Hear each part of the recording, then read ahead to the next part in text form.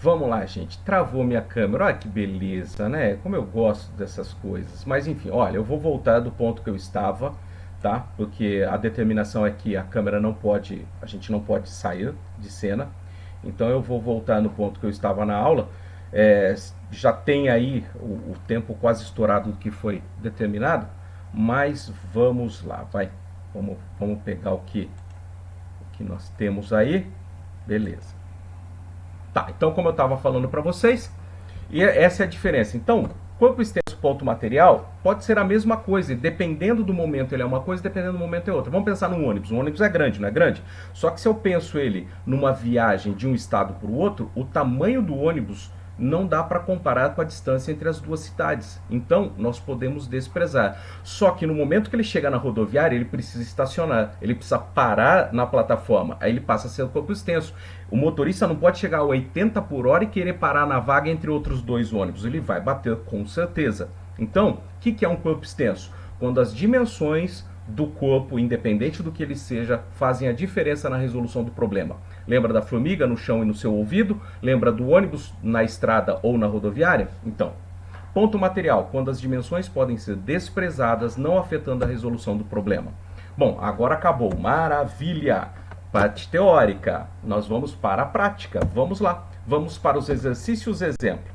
Vamos pegar aí a questão número 1 da nossa apostila. Então tá lá, dois móveis MN, inicialmente a 50 km de distância um do outro, aproximam-se com velocidades constantes. O valor da velocidade de m em relação a um ponto fixo da estrada é igual a Vm em km por hora, isso é importante. E a velocidade de n em relação à Terra é Vn após 30 minutos. Os automóveis cruzam a mesma linha da estrada na posição P indicada na figura. Sobre a situação descrita são feitas três afirmações. Primeira, as velocidades dos veículos são em módulo iguais a velocidade média, velocidade de m, 60 km por hora e velocidade de n, 40 km por hora.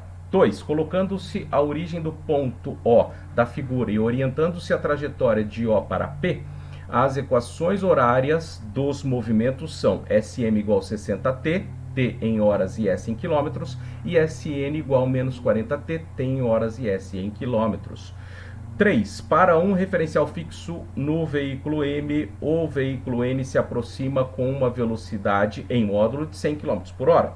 Está ou estão correta ou corretas somente a ou as, a afirmação ou afirmações. Então tá aí as nossas opções, as nossas alternativas. Vamos lá, como é que nós vamos resolver? Analisando cada uma das afirmações. A primeira, as velocidades dos veículos são em módulo iguais a Vm 60, Vn 40 km por hora. O que a gente vai fazer? Calcular a velocidade média. Vamos lá.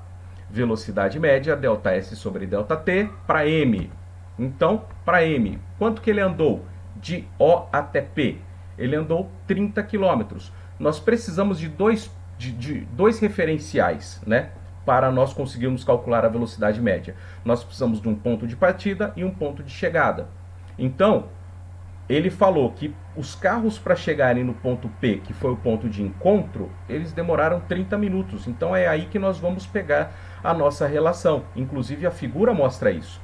A variação de espaço de O, né, do carro M até P é 30 km. Então tá aqui, ó, variação de espaço 30 km.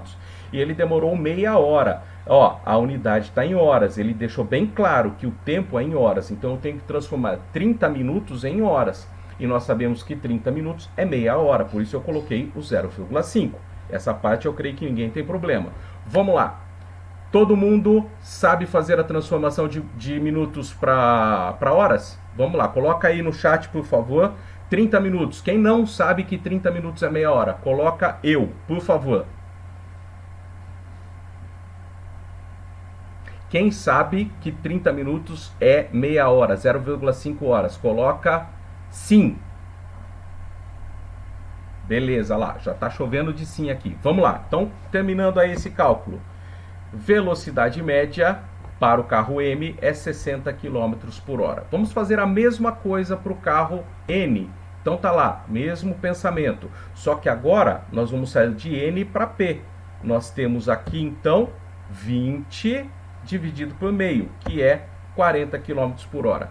Nesse momento, eu não me preocupei com o sinal, porque ele está falando em módulo, tá? Então, eu só peguei o deslocamento cru, sem pensar em orientação, e coloquei aqui a nossa velocidade. Depois a gente pensa em sinais. Então, nós temos que essa alternativa, essa afirmativa é correta.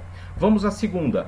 Colocando-se a origem no ponto O, nós vamos orientar a trajetória de O para P, e ele está falando das equações horárias. Como que a gente faz a equação horária? É o só sorvete. Então, vamos fazer o só sorvete dos dois carros. SM, nós vimos que o espaço inicial é o ponto O. E o ponto O, ele falou para a gente que é a origem. Então, a origem é 0. Espaço no ponto O é 0. Qual foi a velocidade que nós achamos para o carro M? Velocidade de 60 km por hora. Lembrando que o carro, a velocidade do carro M tem a mesma orientação de O a P. Então, a velocidade e o espaço crescente tem a mesma direção, o mesmo sentido. Então, ela é positiva. Agora, vamos pensar no SN. Qual que é o espaço inicial? O carro N, ele começa da posição 50 km em relação ao ponto O. Então, por isso, o espaço inicial é 50 para o carro N. No instante que começou a cronometragem, o carro N estava na posição 50 em relação ao ponto O. E a velocidade dele, que nós calculamos anteriormente, é 40, só que é menos 40, porque a velocidade, a flechinha da velocidade, está contrária ao crescimento do espaço. Então, por isso, ele está em direção contrária, velocidade negativa. Então, notem, essa afirmação é errada. Olha o SN aqui, ó, ele tinha falado para a gente que o SN é só menos 40t. Não, a expressão do SN é 50, a equação horária dos espaços de SN é 50 menos 40t. Vamos lá, vamos à terceira. Para um referencial fixo no veículo M, o veículo N se aproxima com velocidade em média de 100 km por hora. Beleza, essa afirmativa agora é sobre velocidade relativa entre carros. E como é que nós fazemos? Velocidade relativa é sempre a velocidade 1 menos a velocidade 2. Velocidade do carro 1, velocidade do carro 2, que no caso para a gente é VM menos VN. Um detalhe importante, ó, notem, os dois carros eles estão em sentidos opostos, lembram-se? Então aqui é mais 60, aqui é menos 40. Jogando na formulazinha, 60 menos menos 40, menos com menos, jogo de sinal dá mais, 60 mais 40, 100 km por hora. Então a afirmativa está correta. Bom, pensando então nas nossas alternativas. 1 verdadeiro, 2 falso, 3 verdadeiro. Então, a alternativa correta, a alternativa B. Tá vendo? Então, não é difícil, basta nós termos concentração e leitura do enunciado. Uma boa leitura, uma boa interpretação do enunciado é mais da metade do exercício resolvido. Então, isso é o principal para vocês, prestarem muita atenção naquilo que foi dado pelo enunciado. Bom, vamos voltar aqui agora. Esse foi o exemplo que eu coloquei para exercícios. Peço desculpas que a câmera desligou da outra vez, né? Mas enfim, né? A câmera ela deu uma travadinha aqui. E a determinação é que a gente ficasse aí com 100% do tempo aparecendo. Então por isso eu parei e comecei de novo para não precisar gravar aquela sequência enorme de novo. Tá joia, gente? Então, depois disso, né, como são duas aulas, se for aula online eu não sei qual é o tempo de determinação, se for em sala de aula eu teria 1h40, 2 aulas consecutivas para fazer essas 2 aulas. Seria a parte de completar todos os exercícios da apostila, fazer a verificação com os próprios alunos se os objetivos da aula eles foram atingidos. Nessa matéria é muito fácil fazer pegar um teste com eles para saber o quanto de absorção foi feita, muito tranquilo, testes simples, essa primeira parte não tem nada de problema, e com certeza tarefas eu gosto de utilizar e eu componho sempre, eu tenho esse costume de compor a média dos alunos com exercícios tarefa, porque física, matemática, área de exatas, se eles não fizerem exercícios constantemente não existe aprendizagem. não tem como fazer a aprendizagem intuitiva da área de exatas sem a resolução de exercícios. Então, por isso, se faz necessário esses exercícios testes, esses exercícios para casa. Isso aí não tem como. Tem que fazer o aluno suar a camisa, porque senão não aprende. Tá joia? Bom, essa foi minha aula teste. Espero que vocês tenham gostado aí. Lembrando que é sempre diferente, né? Eu particularmente gosto muito do calor humano, eu gosto muito da sala de aula, por quê?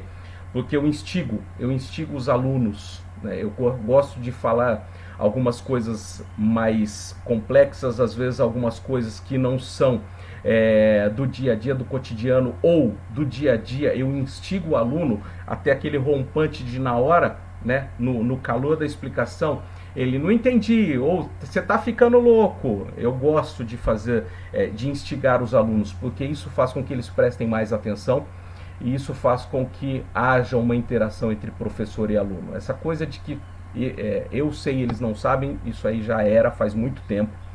A tal da tábula rasa, isso aí já caiu por terra há muito tempo. E se os meus alunos não interagirem, quer dizer que eu não estou sendo um bom professor e eles não estão entendendo absolutamente nada. E é o que eu falo para eles: nós não gostamos de uma matéria quando nós não entendemos. Então, a partir do momento que eles começam a entender a física, eles passam a gostar da física. E esse é o meu maior projeto, meu maior intuito, que eles saiam, não precisa sair expert, mas pelo menos gostando da física, porque a maioria entra odiando sem nem ao menos conhecê-la. Tá bom? Então, um forte abraço e espero que até a próxima etapa.